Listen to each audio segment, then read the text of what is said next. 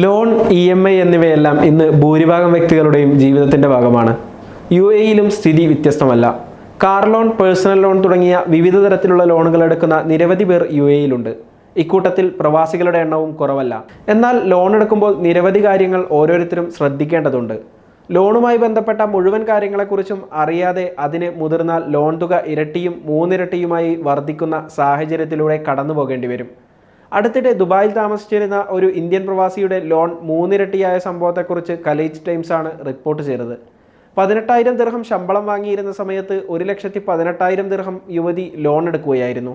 കൃത്യമായി ലോൺ അടച്ചു പോയിരുന്നെങ്കിലും പിന്നീട് കോവിഡ് കാലത്ത് അവരുടെ ജോലി നഷ്ടമായത് വലിയ തിരിച്ചടിയായി മാറി. ഒരു തരത്തിലും ദുബായിൽ പിടിച്ചു നിൽക്കാനാകാതെ വന്നപ്പോൾ അവർ ഇന്ത്യയിലേക്ക് മടങ്ങി. ലോൺ തിരിച്ചടവ് മുടങ്ങിയതോടെ കളക്ഷൻ ഏജന്റുമാരിൽ നിന്ന് വിളി വരികയും കോവിഡ് കാലം പരിഗണിച്ച് UAE സെൻട്രൽ ബാങ്ക് നടപ്പിലാക്കിയ സ്കീം ഉപയോഗപ്പെടുത്തണമെന്ന് ആവശ്യപ്പെടുകയും ചെയ്തു. ഒടുവിൽ നേരത്തെ ലഭിച്ചിരുന്ന ശമ്പളത്തേക്കാൾ 60% കുറഞ്ഞ ശമ്പളത്തോടെ ദുബായിൽ വീണ്ടും യുവതി ജോലി ചെയ്യാനെത്തി. വെറും 7,200 ദിർഹമായിരുന്നു പിന്നീട് അവരുടെ ശമ്പളം. നേരത്തെ അടച്ചിരുന്നതിനേക്കാൾ EMI പകുതിയാക്കി ലോൺ അടവ് 17 വർഷത്തേക്ക് ബാങ്ക് നീട്ടി നൽകി. അതോടെ 1,18,000 ദിർഹം ലോൺ എടുത്തതിന് 5,30,400 ദിർഹം തിരിച്ചടക്കേണ്ട സാഹചര്യത്തിലേക്കാണ് യുവതി എത്തിയത്. ലോൺ തിരിച്ചടവ് കാലാവധി വർദ്ധിപ്പിക്കുന്നത് മാസം തോറും അടക്കുന്ന EMI-യിൽ കുറവ് വരുത്തുമെങ്കിലും ആകെ അടക്കേണ്ട തുകയിൽ ഒരുപാട് വർധനവുണ്ടാകുമെന്നാണ് ഈ സംഭവം ചൂണ്ടിക്കാട്ടി സാമ്പത്തിക രംഗത്തെ വിദഗ്ധർ പറയുന്നത്.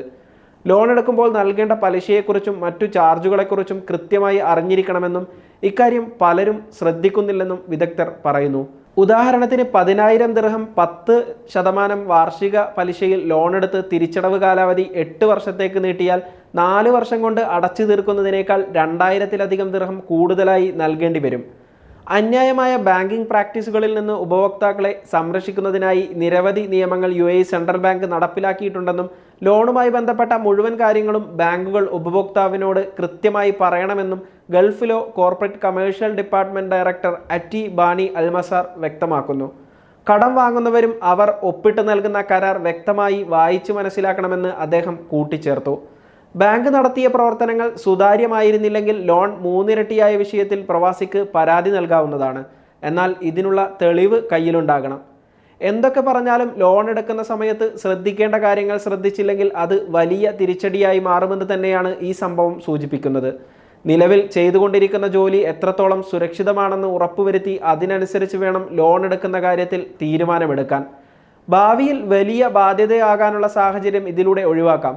ലോൺ എടുക്കുമ്പോൾ അടക്കാവുന്ന പരമാവധി തുക അടച്ച് ലോൺ തിരിച്ചടവ് കാലാവധി കുറക്കുന്നത് പലിശയും മറ്റു ചാർജുകളും കുറക്കാൻ സഹായിക്കും.